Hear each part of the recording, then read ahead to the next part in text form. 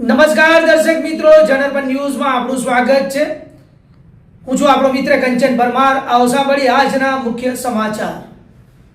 Cricketer Hardik Pandya વિરુદ્ધ Karelibaug police મથકમાં ફરિયાદ। રિપબ્લિક પાર્ટીના અધ્યક્ષ સહિતના હોદ્દેદારો દ્વારા કારેલીબાગ પોલીસ મથકે ફરિયાદ। હાર્દિક પંડ્યા દ્વારા જ્યારે રાષ્ટ્રધ્વજનું અપમાન કરવામાં આવ્યું તે વખતે કેન્દ્રીય અને ગૃહ રાજ્યમંત્રી પણ ઉપસ્થિત રહ્યા હતા। હાર્દિક પંડ્યા સામે એવી કાર્યવાહી કરવામાં આવે જે અન્ય માટે ઉદાહરણરૂપ બને।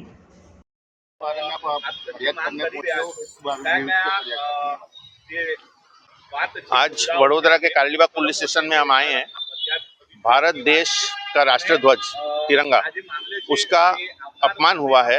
8 मार्च 2026 को नरेंद्र मोदी स्टेडियम अहमदाबाद में हार्दिक पंड्या और ईशान किशन, इन दो ने राष्ट्रीय ध्वज का अपमान किया है। फ्लैग कोड की प्रोटोकॉल्स तोड़ी गई हैं।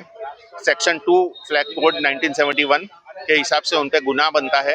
दूसरी चीज, भरे नरेंद्र मोदी स्टेडियम में उन्होंने 2 लड़कियों, अलग अलग लड़कियों के साथ विभत्स वर्तन वहाँ पे दिखाया है। वो लड़कियां उनकी पहचान की थी, नहीं थी, क्या थी, पत्नियां थी या नहीं थी, हमें नहीं पता। वो सब पुलिस का मामला है, पुलिस अपने तरीके से देखे। और सारा अपमान का देखा जाए तो इन 2 और वो 2 लड़कियों पे FIR होनी चाहिए, जो कभी चलाई नहीं जा सकती। Karelibaug police station Vadodara.